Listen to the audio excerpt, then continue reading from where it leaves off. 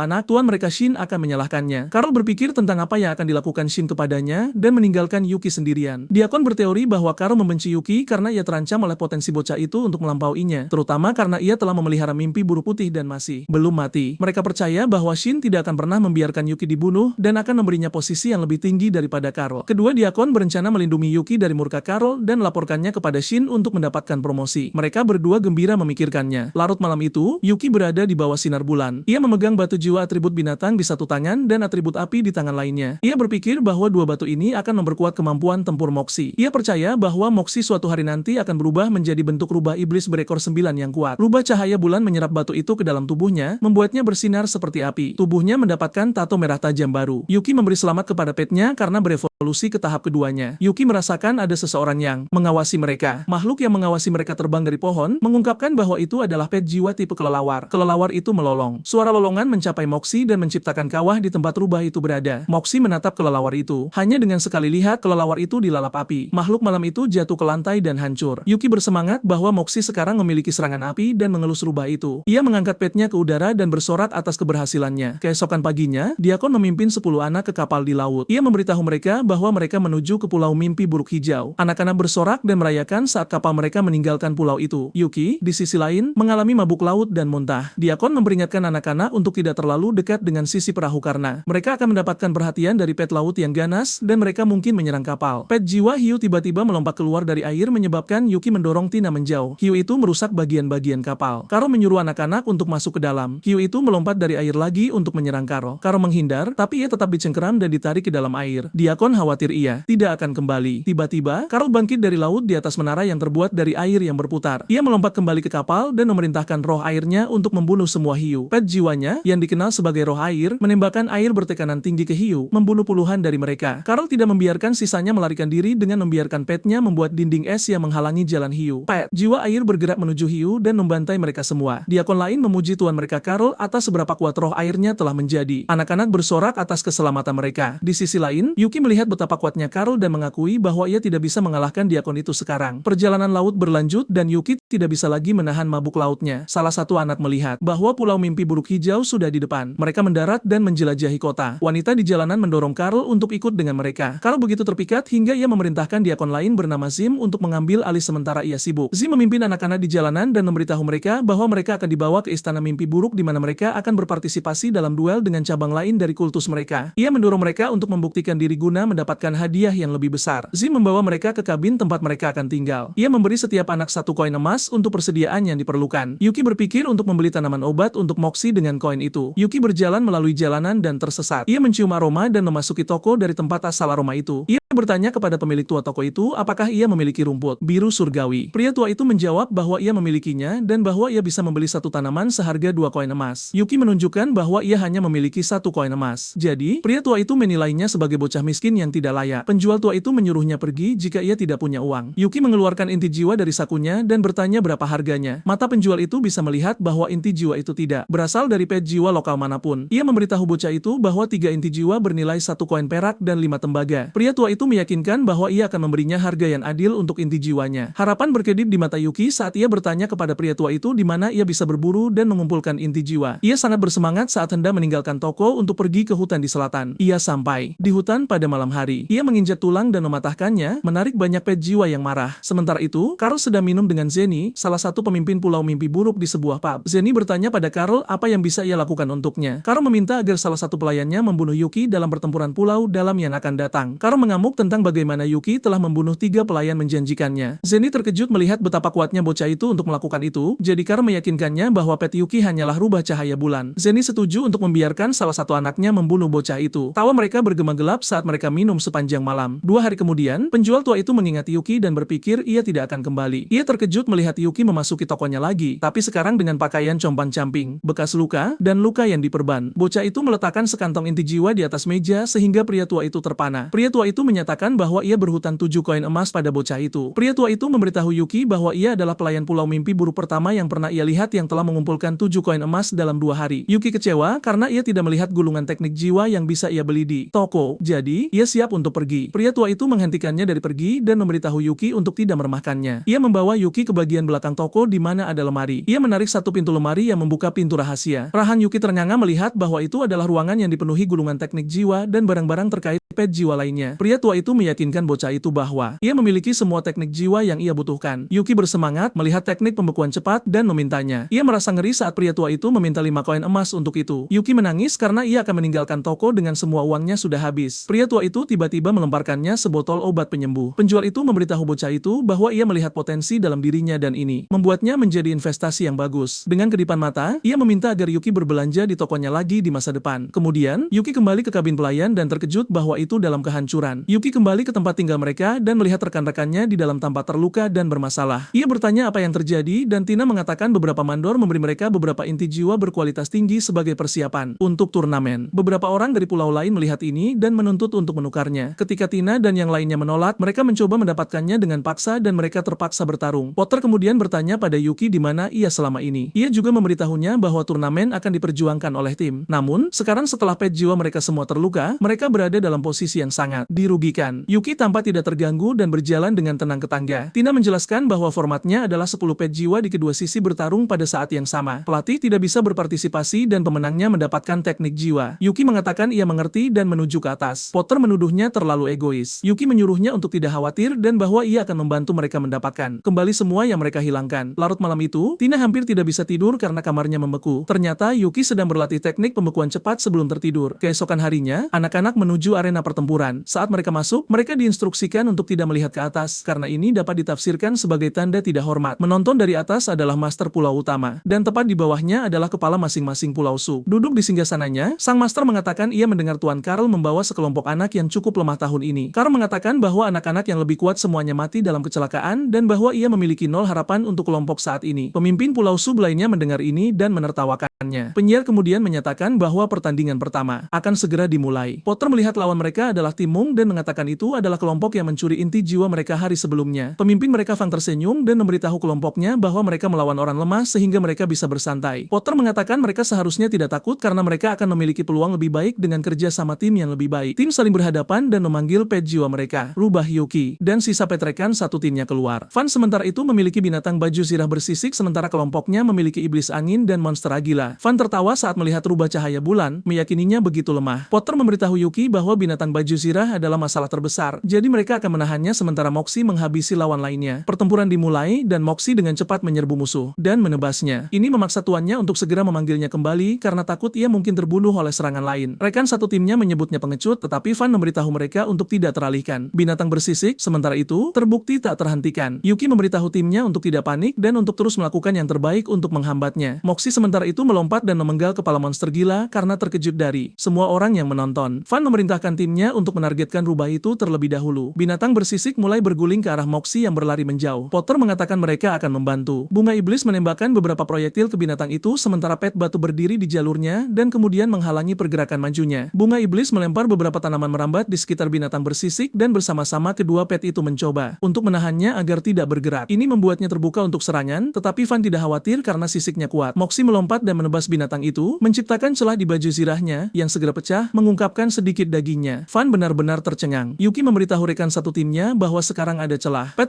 mereka langsung memanfaatkan, menyerang titik lemah yang baru dibuka. Binatang baju zirah bersisik dikalahkan saat Fong mendidih karena marah. Ia memberitahu rekan satu timnya bahwa itu terserah iblis anginnya. Ia mengaktifkan kemampuan dan iblis angin mulai menyedot udara. Segera ia menciptakan angin puyuh yang kuat yang menyedot semua pet jiwa lainnya di arena. Angin puyuh itu sekarang hampir lebih besar dari arena. Anak-anak menutupi wajah mereka saat Yuki menyadari itu belum. Bahkan mencapai tahap akhirnya. Ia memberitahu Moxie untuk langsung melewatinya. Rubah itu mendengar perintah itu dan kemudian fokus sejenak. Ia kemudian menggunakan mode serangan bayangan untuk menerobos. Tina sangat senang melihat seberapa cepat Moxie semakin kuat. Moxie mendarat di depan iblis angin dan mengejarnya. Pelatih mengatakan bahwa jenis iblis ini tidak memiliki kemampuan tempur jarak dekat dan memohon bantuan. Namun, tidak ada yang datang karena rekan satu tim Moxie menjaga lawan lainnya. Yuki memberikan perintah dan Moxie memberikan serangan terakhir, membunuh iblis angin. Kerumunan terpana. Zenny memberitahu Karl bahwa Yuki memiliki kekuatan. Ia mengira rubah itu pasti telah mencapai fase kedua dan bahwa bocah itu telah menjadi lebih kuat lagi. Zenny tersenyum dan mengatakan untuk tidak khawatir karena pelayannya lebih baik daripada tim Mang yang baru saja kalah. Mereka berdua tersenyum saat penyiar menyatakan tim Karl sebagai pemenang. Yuki dan yang lainnya tersenyum penuh kemenangan. Potter meletakkan tangan di bahu Yuki dan mengatakan ia percaya padanya sekarang. Ia kemudian bertanya mengapa Moxie masih terlihat seperti berada di tahap ke-6 padahal seharusnya sudah berada di fase kedua. Yuki menyeringai dan mengatakan penampilan menyedihkan juga telah membaik. Susu bergerak lebih dekat dan bertanya apa wajah asli rubah itu. Yuki menyuruhnya menebak yang menyebabkannya tersipu. Tina melihat momen kecil antara keduanya dan menjadi cemburu. Tiba-tiba, Yuki mendengar suara siulan. Itu berarti Moxie telah tumbuh dewasa lagi setelah hari-hari pertempuran ini. Cakar Moxie menjadi dilalap api dan cakar tajamnya menjadi bahkan lebih menakutkan. Moxie segera mencoba beberapa serangan baru. Yuki senang karena ia tidak perlu khawatir tentang pet jiwa di bawah tahap ke-7 fase kedua lagi. Putaran pertama pertandingan berakhir dan putaran kedua akan segera dimulai. Tim Yuki akan berhadapan dengan tim Zenny. Zenny menyarankan ia dan Karl menuju ke medan perang untuk melihat lebih dekat. Kedua belah pihak memanggil pet jiwa mereka dan rekan satu tim Yuki terkejut melihat bahwa pet lawan mereka berada di atas fase kedua. Potter menginstruksikan mereka untuk bertarung secara defensif dan memanggil kembali pet mereka jika mereka tidak bisa menang. Mereka tidak boleh membiarkan pet jiwa mereka mati. Yuki terlihat serius saat pertempuran dimulai. Tina melakukan langkah pertama, memerintahkan bunga iblisnya untuk merapal dinding mawar berduri. Tim lain terhibur melihat mereka bertarung secara defensif sejak awal. Salah satu dari mereka menggunakan iblis berduri untuk menebas tanaman merambat. Dinding itu langsung musnah. Duri-duri terus berlanjut ke iblis bunga, tapi pet batu menangkap mereka. Ini memberi Tina kesempatan untuk menyerang. Namun peri angin merapal serangan angin puyuh yang menangkap iblis bunga dan monster batu dalam tornado. Salah satu anggota tim Yuki melihat bahwa mereka mungkin akan kalah. Namun, ia tetap optimis karena semakin lama elangnya bisa bertahan, semakin tinggi peringkatnya secara individu. Harapan itu dengan cepat pupus ketika serigala pemburu melompat ke udara dan menggigit leher elang itu. Namun Moxie membalas dengan memenggal kepala serigala itu saat mendarat. Tim Zenny terkejut. Kemudian salah satu dari mereka mengatakan ia akan menangani rubah itu. Monster Umbra meletakkan tangannya di tanah. Yuki terlihat khawatir. Api biru tiba-tiba muncul di samping Moxie. Ia mencoba melompat menjauh, tetapi kemudian melihat bahwa api itu sebenarnya menargetkan bayangannya. Ia menemukan bahwa ia sekarang tidak bisa bergerak saat terjebak oleh keterampilan fiksasi jiwa penyitaan bayangan. Selain itu, ia tidak dapat menggunakan teknik mental apapun. Tina memberitahu Yuki bahwa mereka harus mengaku kalah dan ia harus menyelamatkan nyawa Moxie. Dengan enggan, Yuki mulai merapau panggilan pet jiwa yang tidak bisa dicegah. Tiba-tiba, mantranya terputus oleh batasan mental. Ia menoleh dan melihat itu adalah perbuatan Tuan Karl yang sekarang berdiri di sampingnya. Tuan jahat itu tersenyum dan menyuruhnya untuk menikmati pertempuran sedikit lebih lama. Yuki melihat dengan tak berdaya saat Moxie tetap tidak bisa bergerak karena bayangan itu. Fiksasi. Tina menyadari bahwa Yuki tampak sedang kesulitan dan bertanya apakah dia baik-baik saja. Namun, Karo memperingatkannya agar tidak ikut campur atau dia akan mati. Para anggota tim Zenny merasa geli melihat rubah itu yang terus meronta dan bersiap untuk menghabisinya. Peliharaan Flametail menembakkan 3 bola api dan dalam keputusasaan, Yuki memerintahkan peliharaannya untuk melepaskan penyamarannya. Terjadi ledakan besar dan Yuki menatap dengan kekhawatiran yang terpancar jelas di matanya. Tim Zenny merasa yakin bahwa rubah itu kini telah mati. Namun, saat asap mulai menipis, pelatih monster Umbra menyadari sesuatu. Dia segera meneriaki rekannya untuk menarik kembali Flametail miliknya. Namun dia terlambat, Moxie melompat dari tanah dan menebas Flametail tersebut hingga tewas. Tim Zenny seakan tak percaya bagaimana makhluk itu masih bisa hidup. Sementara itu, Karl sangat murka karena menyadari bahwa Yuki telah membohonginya. Para penonton melihat bahwa rubah tersebut sudah mencapai tahap keempat dari fase kedua. Selain itu, rubah itu kemungkinan besar telah menjalani pelatihan kristal jiwa atribut api sehingga mampu menahan serangan bola api. Wan menyadari bahwa mereka mungkin akan kalah dan memerintahkan semua orang untuk memanggil seluruh peliharaan mereka agar bekerja sama. Rumput iblis berduri, monster Neato, dan kalajengking merah semuanya menyerang Moxie. Tina dan Potter menyaksikan dengan tegang. Yuki mengatakan pada peliharaannya bahwa pilihannya hanya membunuh atau dibunuh. Moxie melesat maju, memicu iblis duri dan peri angin untuk menyerang. Moxie bergerak ke samping, menghindari pusaran angin berduri. Seorang anggota tim Zenny mencatat bahwa rubah itu terlalu licik, sementara yang lain memerintahkan iblis duri untuk menyerang. Iblis itu mulai memutar duri-durinya seperti baling-baling dan menerjang sang rubah. Yuki memerintahkannya untuk menggunakan bayangan, lalu meringis kesakitan akibat tekanan tersebut saat Karo bertanya berapa lama kekuatan jiwanya akan bertahan. Moxie merasakan ada yang salah dengan tuannya dan terganggu sesaat. Hal ini menyebabkannya terkena serangan duri. Yuki menyuruhnya menggunakan api dan iblis duri itu pun terbakar. Hebat, tuannya berkata bahwa api sangat mematikan bagi tumbuhan dan menarik kembali peliharaannya. Wan memperingatkannya bahwa api itu akan terus membakar di dalam ruang peliharaan jiwanya. Dia tidak percaya, namun kemudian mulai merasakan sesuatu di dalam dirinya. Tiba-tiba, api menyembur keluar dari mulut dan hidungnya hingga dia tersungkur ke tanah. Karl sangat geram melihat betapa banyak kekuatan yang sebenarnya disembunyikan Yuki darinya. Pemuda itu tidak merasa terintimidasi dan menyuruhnya untuk terus menikmati pertempuran. Moxie berhadapan dengan 3 peliharaan jiwa sekaligus. Kepercayaan diri tim Zenny telah lenyap dan mereka tahu bahwa meskipun mereka menang, mereka tidak akan punya peluang di babak berikutnya. Wan menyuruh mereka untuk tidak panik dan fokus pada pertarungan ini sekarang. Yuki menyuruh Moxie untuk memanfaatkan momen ini dan rubah itu dengan cepat melompat maju, menebas leher seekor peliharaan jiwa. Seekor serigala berhasil menggigit kaki Moxie, namun Moxie menendangnya dengan kaki yang lain dan segera terbebas. Dia melesat ke arah peri angin. Monster gila muncul di antara mereka, meletakkan tangannya di tanah dan merapal Dark Shadow Shield, menciptakan penghalang besar untuk perlindungan. Moxie menatapnya sejenak, lalu merapal Blood Rending Claw. Serangan itu menebas tepat menembus perisai tersebut dan membelah peri angin menjadi 2. Semua orang yang menonton terpaku melihat pertunjukan kekuatan ini, sementara Lord Karl terus meradang. Tim Zenny melihat bahwa mereka tidak memiliki peluang dan memutuskan untuk menyerah. Zenny sendiri kemudian muncul di belakang mereka dan memaki mereka sebagai sekelompok pecundang. Dia merasa tidak ada gunanya lagi membiarkan mereka hidup dan memanggil peliharaan jiwanya yang ganas. Makhluk itu mencabik-cabik anggota timnya sendiri. Saat Wan menatap dengan ngeri, dia jatuh berlutut saat Zenny menyuruhnya untuk memanggil Nikmar miliknya dan terus bertarung. Wan berkata jika dia melakukan ini, dia tidak akan memiliki kekuatan jiwa lagi. Zenny berkata dia akan mati jika tidak melakukannya, dan Wan menyadari bahwa dia tidak punya pilihan. Dia berlutut dan mulai fokus. Sebuah lingkaran sihir muncul di sekelilingnya dan Nikmare raksasa keluar. Moxie mulai berkeringat karena tahu ini adalah musuh yang menakutkan. Nikmar itu menjulang tinggi di atasnya dan kemudian menghempaskannya hingga terbang hanya dengan jentikan tangannya. Moxie menghantam tanah dan berteriak kesakitan saat api ungu melahapnya. Sementara itu, Yuki menatap dengan ngeri dan meneriakkan kekhawatiran untuk peliharaannya. Moxie terus merontak kesakitan di lantai arena. Karl tampak senang dan mengejek Yuki, menyuruhnya untuk menyerah saja. Pemuda kecil itu jatuh berlutut, masih berjuang dengan gagah berani melawan serangan mental Karl. Dia mengumpulkan setiap tetes energinya. Tiba-tiba Tiba-tiba, dia mampu melepaskan White Nightmare. Dia berhasil membebaskan diri dari Carl yang merasa tidak percaya. Para penonton menyadari bahwa dia sebenarnya telah memberi makan White Nightmare selama ini. Penguasa pulau juga merasa menarik bagaimana emosi negatif telah memikat White Nightmare. Yuki berlari ke arah Moxie dan merapal pembekuan cepat menjebak Dark Nightmare tersebut. Dia memeluk peliharaan jiwanya dan mulai menyerap api ungu tersebut. Dia memaki kesakitan tetapi tidak berhenti. Segera mereka berdua diliputi api putih dengan White Nightmare di belakang mereka. Kobaran apinya begitu besar hingga menutupi seluruh lantai arena. White Nightmare menjulang tinggi di atas yang lain. Wan melihatnya dan menjadi pucat karena ketakutan. Yuki kemudian menggunakan teknik jiwa Flame On. Api putih menyelimuti Dark Nightmare. Wan juga merasakan efeknya dan memuntahkan darah. Dia jatuh ke tanah sementara Nightmare miliknya lenyap. Yuki terus memeluk Moxie dalam pelukannya dan memberitahu peliharaannya bahwa dia bisa beristirahat sekarang. Dia kemudian menyadari Carl berdiri di belakang dirinya. Lengan kanan Carl terbakar sehingga dia tidak bisa menggunakannya. Sebagai gantinya, dia meraih pisau dengan tangan kirinya. Yuki berkata bahwa dia akan mati dan mulai merapal mantra api. Namun, tidak ada yang terjadi karena dia telah kehabisan energi. Carl tersenyum dan kini bisa menggunakan kekuatannya. Dia memanggil peliharaan jiwanya dan memerintahkannya menyerang bocah yang tak berdaya itu. Yuki berguling menghindari serangan dari peliharaan jiwa tersebut. Carl dengan kejam memerintahkan peliharaannya untuk membunuh bocah itu. Yuki hampir saja dilahap ketika sesuatu mencengkeram ekor peliharaan jiwa itu. Itu adalah White Nightmare yang segera dikenali oleh Yuki. Inilah makhluk yang muncul saat dia masih kecil. Makhluk itu dengan mudah mengangkat peliharaan jiwa tersebut pada ekornya dan kemudian meremasnya seperti selembar pakaian cucian. Yuki melihat bahwa makhluk itu milik Lord Shin yang kini dia yakini sebagai orang yang menculiknya dan membawanya ke pulau itu. Carl jatuh berlutut dan berkata bahwa dia hanya mencoba membantunya dengan membunuh bocah tersebut. Dia berbohong bahwa energi Yuki tidak lagi cukup untuk memasok White Nightmare. Shin tidak tertipu dan sebenarnya telah melihat semua yang terjadi, termasuk Carl yang menggunakan segel roh mentalnya untuk mencegah Yuki menarik kembali peliharaan jiwanya. Dia memberikan tatapan menuduh dan berkata bahwa Carl mencoba membunuh seseorang yang memiliki potensi untuk membina White Nightmare. Dia memerintahkan dua pengawal untuk membawa Carl pergi. Yuki melihat hal ini dan kemudian pandangannya mulai kabur. Tubuhnya telah mencapai batasnya dan dia pingsan karena upaya luar biasa yang dia kerahkan. Di tribun, seorang wanita muda cantik berpakaian mewah sedang menonton. Beberapa saat kemudian, Yuki terbangun dan mendapati dirinya berada di sebuah kapal di laut. Shin berdiri di sampingnya. Dia bangun dan segera bertanya mengapa Lord Shin membawanya ke pulau itu. Shin menjawab bahwa keluarga bocah itu telah dihapus dari daftar 4 keluarga teratas. Oleh karena itu, Yuki harus tahu apa konsekuensi dari kehilangan kekuasaan dan otoritas. Bocah itu berpikir sejenak dan kemudian bertanya apakah seseorang dari keluarga yang menyewa Shin untuk membunuhnya. Shin menjawab bahwa dia tidak yakin anggota mana yang melakukannya. Namun, keluarga yang gagal memenuhi bagian dari kesepakatan mereka. Dia menambahkan bahwa dia membagikan semua informasi ini karena Yuki memiliki potensi untuk menjadi penjinak yang sangat kuat. Selain itu, sang putri memintanya untuk membiarkan Yuki hidup. Bocah itu tidak tahu apa-apa tentang putri ini. Dia berpikir kembali dan teringat pada wanita muda di arena. Dia bertanya-tanya mengapa wanita itu membantunya. Shin menjawab bahwa mungkin dia merasa kasihan padanya. Wanita itu juga sedang membina iblis White Nightmare yang kini telah mencapai tahap keempat. Shin kemudian mengatakan bahwa dia memiliki dua pilihan. 1. Dia bisa melepaskan White Nightmare dan Yuki bisa kembali ke keluarganya untuk hidup damai. 2. Pergi ke pulau penjara. Setiap 3 tahun sekali, lebih dari 3.000 penjahat dikirim ke sini. Setelah 3 tahun, hanya 1 orang yang selamat. Jika Yuki bisa bertahan di tempat itu, Shin akan memberinya iblis White Nightmare dan mempromosikannya sebagai salah satu anggota istana Nightmare. Dia menegaskan kembali bahwa dalam pilihan pertama, Yuki dapat berjuang untuk hidup dan menyaksikan keluarganya terus terpuruk. Dalam pilihan kedua, dia bisa menjadi salah satu dari sedikit orang kuat jika dia selamat. Yuki mulai berkeringat saat memikirkan jalan mana yang harus dipilih. Yuki menimbang apakah dia harus mengembalikan White Nightmare kepada Shin dan kembali ke keluarganya. Shin melihat bocah itu sedang berpikir keras dan membiarkannya sendiri untuk merenung. Yuki mengatakan padanya bahwa dia sudah memutuskan. Dia menyatakan bahwa dia akan keluar dari pulau penjara dalam keadaan hidup. Shin mengatakan padanya bahwa dia membuat pilihan yang tepat karena dia mungkin akan secara diam-diam membunuhnya jika dia tidak menerimanya. Putri Joanna bertanya kepada Shin apakah dia benar-benar berpikir Yuki bisa bertahan di pulau penjara selama 3 tahun. Shin berkata bahwa dia tidak tahu, tetapi itu adalah pilihan yang harus dibuat oleh sang bocah. Beberapa hari kemudian, Shin memanggil harimau bersayap dan memberitahu Yuki bahwa hewan itu akan membawanya ke pulau penjara. Yuki merasa bersemangat saat menunggangi harimau itu. Shin memberitahunya bahwa peliharaan jiwa yang sama akan terbang ke pulau penjara untuk menjemputnya. Harimau itu dengan cepat terbang ke langit dengan bocah itu di punggungnya. Setelah beberapa lama, pulau penjara mulai terlihat di kejauhan. Wormy mengintip dari balik baju Yuki. Yuki bertanya-tanya mengapa serangga kecil itu tampak begitu energik saat melihat sesuatu sesuatu dari atas. Yuki mendongak dan melihat bayangan raksasa di atas awan. Harimau itu bergegas ke pulau tersebut untuk menghindarinya. Hal itu memaksa sang harimau turun terlalu cepat dan menabrak dahan pohon. Elang-elang es di sekitar melihat mereka jatuh ke tanah. Mereka menganggap mereka sebagai musuh dan melontarkan duri-duri es ke arah mereka. Harimau itu melihat duri es datang ke arahnya. Ia mengaum dan suaranya yang menggelegar menghancurkan semua es yang datang. Hal ini menakuti burung-burung tersebut yang kemudian terbang menjauh. Yuki berterima kasih kepada harimau itu atas penerbangannya yang aman ke pulau tersebut. Dia mengucapkan selamat tinggal pada harimau itu saat ia terbang menjauh. Yuki memanggil Moxie dan mereka menjelajahi pulau tersebut. Wormy keluar dari pakaian Yuki karena merasakan sesuatu di dekatnya. Yuki melihat sekeliling dan melihat seseorang membeku dalam balok es. Yuki tahu dari kurangnya luka pada anak itu bahwa dia mati membeku. Wormy kemudian berteriak saat melihat elang es sedang mengintai mereka dari pohon terdekat. Makhluk itu melemparkan duri es ke arah mereka, tetapi Moxie membakarnya hanya dengan tatapannya. Rubah itu kemudian melompat dan mencakar burung itu, menyebabkannya terbang menjauh. Yuki bisa melihat bahwa Wormy tampak lebih energik hari ini. Cacing itu menyemburkan jaring sutra ke arah burung itu, menyebabkan elang itu terjebak dan jatuh. Elang itu melolong, yang memanggil lebih banyak elang es ke area tersebut. Semua elang itu melemparkan duri es ke arah mereka. Ada begitu banyak hingga Yuki dan peliharaannya terpaksa bersembunyi di balik pohon. Bocah itu bisa tahu bahwa pohon itu akan segera hancur karena semua es yang dilemparkan ke arahnya. Yuki mengira dia akan mati. Sementara itu, Wormy yang agresif menyemburkan tali sutra dan mengikatnya pada salah satu elang. Serangga kecil itu berpegangan pada burung itu saat ia terbang menjauh. Cacing itu kemudian berguling-guling di dalam tali sutranya sendiri hingga menjadi seperti mumi. Cacing itu kemudian menyemburkan lebih banyak tali, mengikat lebih banyak burung ke dirinya sendiri. Tidak lama kemudian, semua burung itu telah terbungkus mumi di tengah jaring raksasa yang tersangkut di antara dua pohon. Yuki terkejut bahwa Wormy entah bagaimana sedang mengalami semacam mutasi. Bocah itu merasakan sesuatu datang, jadi dia dan Moxie bersembunyi di balik pohon. Seorang pria dengan pedang mendekati jaring itu dan merasa terkejut. Bocah itu tidak ingin pria itu mengganggu Wormy, jadi dia keluar dari balik pohon untuk menghadapinya. Pria itu senang melihat seseorang yang bisa dia bunuh dan bersiap untuk bertarung. Tiba-tiba, serat sutra melilit pria itu hingga dia pun menjadi mumi dan tidak bisa bergerak. Dia memanggil peliharaan jiwa harimau iblisnya untuk membebaskannya, tetapi peliharaan jiwa itu pun ikut tersangkut di jaring. Dalam sekejap, bahkan harimau itu pun mati terbungkus mumi. Yuki perlahan menyentuh jaring itu dengan rasa takut, berpikir jaring itu mungkin akan menjebatnya. Dia menarik napas lega karena Wormy dapat membedakan antara musuh dan teman meskipun dalam keadaannya saat ini. Dia melihat isi tas pria itu dan melihat bahwa dia memiliki buku tentang teknik jiwa dan roti. Yuki membaca salah satu buku untuk mencari tahu jenis peliharaan jiwa apakah Wormy itu. Dia menemukan ras yang disebut ras kepompong dan berpikir, itu sangat cocok dengan Wormy. Dia mencoba meneliti apa bentuk akhir dari Wormy, tetapi buku itu hanya mengatakan bahwa bentuknya tidak diketahui. Hal itu justru membuat Yuki bersemangat dan penasaran akan menjadi apa Wormy nantinya. Dia memberitahu Moxie bahwa mereka perlu menjaga cacing itu sampai ia keluar. Seminggu kemudian, Yuki dan Moxie sudah mulai tidak sabar dalam tugas penjagaan mereka. Mereka melihat bahwa kepompong tempat Wormy terbungkus sudah sebesar pohon di sampingnya. Yuki memutuskan mereka tidak bisa terus berjaga karena mereka perlu menjadi lebih kuat. Moxie ingin tetap berjaga, tetapi Yuki memberitahu rubah kecil itu bahwa kepompong Wormy sangat kuat sehingga tidak ada yang bisa melukainya. Mereka menjelajahi pulau itu hingga mencapai tebing buntu. Yuki melihat Moxie menatap ke bawah. Dengan langkah hati-hati ke depan, dia mengintip ke bawah dan melihat sebuah gua yang dikelilingi oleh bebatuan es dan mengira mereka bisa menemukan harta karun atribut es di sana. Yuki turun dari pinggiran tebing yang curam itu hingga dia dan Moxie mencapai gua yang gelap. Bocah itu mendapati angin kencang di dalam gua itu sangat kuat dan dingin yang menusuk tulang. Moxie memimpin jalan dengan teknik jiwa barunya, yaitu membakar dirinya sendiri. Mereka melihat sesuatu yang terjebak dalam balok es tebal. Balok itu pecah saat Yuki menyentuhnya. Yang keluar darinya adalah peliharaan jiwa peri es yang bentuknya seperti jin atau hantu dalam wujud gas. Yuki memperingatkan Moxie untuk tetap waspada karena dia tahu dari semua es di sana bahwa peri itu kuat. Moxie menerjam peri es tersebut sementara kemampuan baju zirah apinya aktif. Ia mencakar dada peri itu, tetapi luka yang ditinggalkannya menghilang dalam sekejap. Serangan rubah itu membuat sang peri marah. Maka ia memanggil pedang es terbannya dan meluncurkannya ke arah musuhnya. Moxie menghindari setiap pedang, sehingga peri itu melemparkan lebih banyak lagi ke arah sang rubah. Yuki memerintahkan Moxie untuk berlari berputar-putar. Rubah itu berlari mengelilingi sang peri sementara pedang esnya terus mengikutinya. Api yang dihasilkan Moxie saat berputar melelehkan pedang-pedang itu dan membingungkan sang peri. Yuki menganggap peri itu lucu dan menggemaskan, serta ingin menjadikannya peliharaan jiwanya. Dia memanggil lingkaran sihir untuk memulai pakta dengan peri itu. Bocah itu kemudian melihat bahwa es di sekitar dinding semakin membesar. Sekelompok elang es memasuki gua. Dengan kedatangan elang es tersebut, Yuki ingin segera menjinakkan peri es itu. Dia mengerahkan lingkaran sihirnya ke arah peri dan peri itu menatapnya dengan mata penuh rasa ingin tahu. Elang-elang ganas itu mendekat, lalu Yuki dan Moxie berlari sebelum fakta itu selesai. Peri es itu mengikuti mereka dan Yuki menyadari bahwa ia telah menerima fakta tersebut. Yuki menoleh ke belakang dan panik melihat elang-elang es itu semakin dekat dari sebelumnya. Mereka melemparkan duri es yang tajam ke arah mereka, sehingga mereka terus berlari menembus gua yang sempit. Kemudian, setelah semua elang itu pergi, Yuki membaca tentang peri tersebut di buku tua dan melihat bahwa itu adalah peliharaan jiwa tingkat tinggi. Yuki berjalan menyusuri gua yang gelap dan berpikir itu akan menjadi tempat persembunyian yang bagus. Pintu masuk gua dimasuki oleh dua pria yang tampak gugup yang melihat Yuki. Mereka memanggil peliharaan jiwa mereka, yaitu dua elang es. Yuki merasa muak dan lelah menghadapi elang es, jadi dia berteriak dengan kesal. Sebelum dia bisa memerintahkan apapun, peri es itu telah menikam burung-burung tersebut dengan pedang es miliknya. Dengan kalahnya peliharaan jiwa mereka, kedua pria itu panik dan melarikan diri. Yuki tidak ingin mereka lolos dan memerintahkan peri es untuk memasang dinding es di depan jalan keluar. Namun, peri itu justru memunculkan dinding es di depan Yuki, yang menyebabkan orang-orang itu berhasil melarikan diri. Peri itu menangis karena tahu dia melakukan kesalahan. Yuki meyakinkan peliharaan barunya